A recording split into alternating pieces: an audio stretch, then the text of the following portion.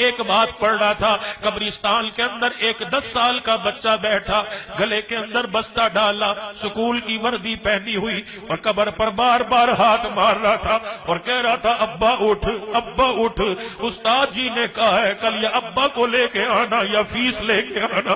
اب بتا میں ابا کہاں سے لاؤں، فیس کہاں سے لاؤں؟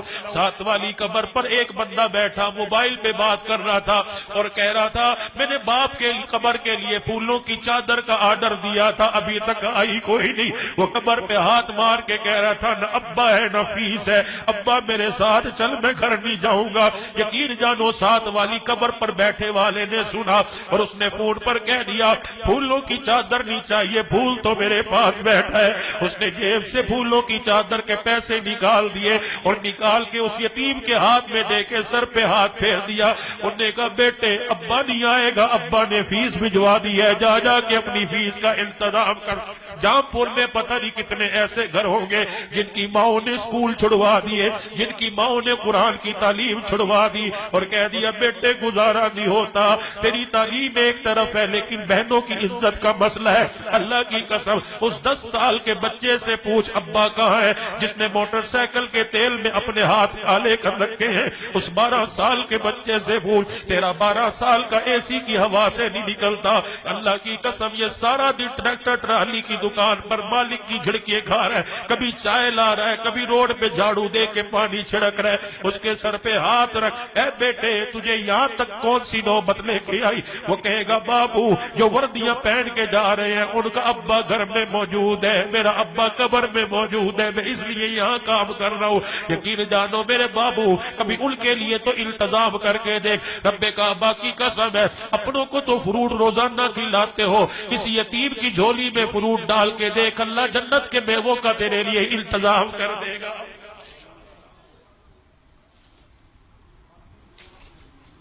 ہمارے حق مزاج بن گیا، آج جتنا ہوتا ہے اللہ کے آگے رو لو۔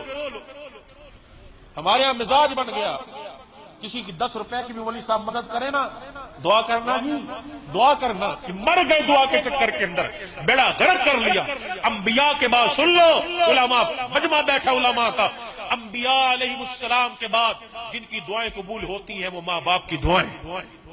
لیتا ہی کوئی نہیں ان سے دعائیں، ماں باپ سے دعا لینے کا وہ لوگوں کا مزاج ہی ختم ہو گیا۔ جس کے کپڑے اترے دیکھے پیچھے لگ گئے، نمبر بھی دو اور دعائیں دو، لعنت ایسی زندگی کے اوپر۔ گھر میں ترس رہے ہیں، اللہ فرما رہے ہیں تیرا بوڑھا باپ سفید بالوں والا جس کی وجہ سے میں پورے کنبے کو پال رہا ہوں، اس سے کوئی دعائیں نہیں لے رہا، مانگتا کوئی نہیں اس سے دعائیں، اسے دعاؤں کا کہتا کوئی نہیں۔ 10 روپے کی زکوٰۃ دینی ہو دعا کرنا جی، عبد المجید صابری صاحب 200 روپے زکوٰۃ کے آپ کے حصے میں دعا فرمانا، بچوں سے کہنا دعا، کیوں کہوں بچوں سے دعا کراؤ؟ ٹھیک ہے دعا ایک سنت عمل ہے، الدعاء مخ العبادہ، مغز عبادت کا، میں کیوں کرواؤں، کیوں کرواؤں؟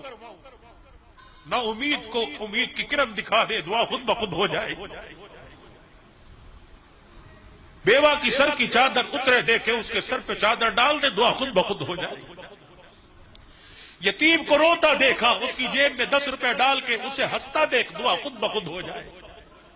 رمضان المبارک کا مہینہ آ رہا ہے، 10,000 کی کسی نے زکوٰۃ دینی ہے، راشن کی تھیلیاں بنا کے اخبار میں تصویریں اور بینر لگایا جا رہا ہے، 2 دے کے افطاری کی کرا کے افطاری کا انتظام کر کے نمود و نمائش زکوٰۃ تقسیم ہو رہی ہے جی۔ تیرا گندا مال کو پاک کرنے کے لیے اللہ نے ایک یہ تجھے ایک بہانہ دیا ہے، اس پر کیا احسان ہے؟ اللہ مبارک لنا فی رجب و شعبان وبلغنا رمضان، کیا میرے نبی کی دعا نہیں؟ اللہ رجب اور شعبان میں برکت دے اور اس کے صدقے سے رمضان دے۔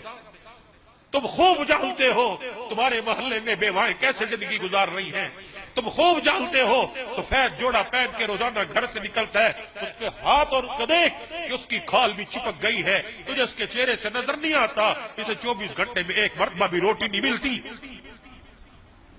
تو اس کے سفید کپڑوں میں مر گیا، تو لوگوں سے مسئلے پوچھتا ہے اسے زکوٰۃ دوں کہ نہیں دوں، اسے لگتی ہے کہ نہیں لگتی؟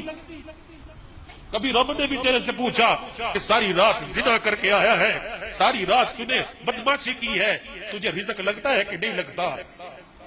جس نے ساری رات سجدے میں گزاری اس نے صبح اسے بھی کھلایا، اور جس نے ساری رات شراب کے اڈے پہ گزاری اس نے اسے بھی کھلایا۔ رمضان المبارک آ رہا ہے، پتہ نہیں کس کس گھر میں یتیم ہوگی۔ اللہ ابا ہوتا تو ہم بھی گوشت روزانہ پکا کے افطاری کا انتظام کرتے۔ اللہ یا تو دال کا انتظام کوئی نہیں، ان یتیموں کے گھر کے اندر، اس بیوہ کے گھر کے اندر مہینے کا راشن پہنچا۔ اللہ کی قسم دعا کے لیے تجھے مسجدوں میں کہنے کی ضرورت نہیں، تجھے شب قدر میں دعا کرنے کی ضرورت نہیں پڑے گی۔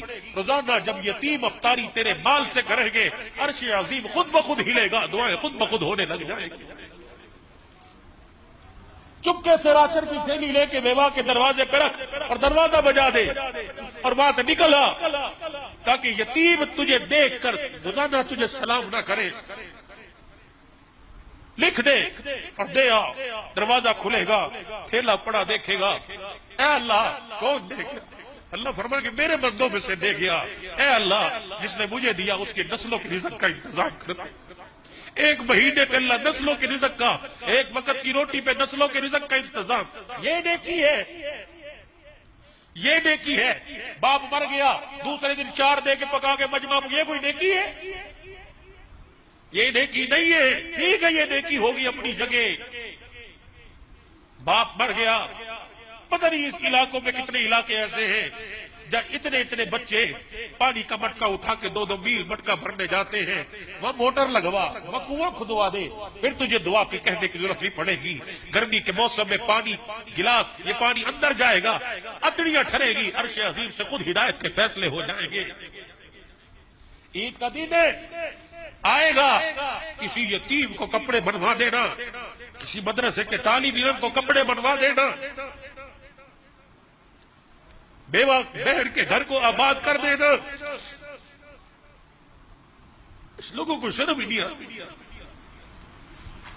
بیوہ بہن کو کہتے ہیں یہ زکوٰۃ کے پیسے رکھ لے، تو یہ زکوٰۃ کے علاوہ بیوہ بہن کو اور پیسے دینے آتے ہی نہیں۔ یتیم بھانجے گھر میں آئے، تو نے اپنے بیٹوں کے سامنے سے فروٹ اٹھا کے چھپا لیا، یتیم نے نہیں دیکھا، اللہ نے تو تیری حرکت کو دیکھا ہے۔ کرتے ہو کہ نہیں کرتے؟ کرتے۔ تمہاری بیویاں نہیں بولتی، تم بولتے۔ جب بہن گھر میں آتی پھر منہ اٹھا کے آ گئی، اس کے کان میں بھنک پڑ گئی کہ بھائی نے کہا، منہ اٹھا کے آ گئی، اس کے کلیجے کے دل کے ٹکڑے ٹکڑے۔ انہوں نے کہا یہ گھر باپ کا تھا، یہ گھر باپ کا تھا، آج بھائی کا منہ اٹھا کے آ گئی ہے۔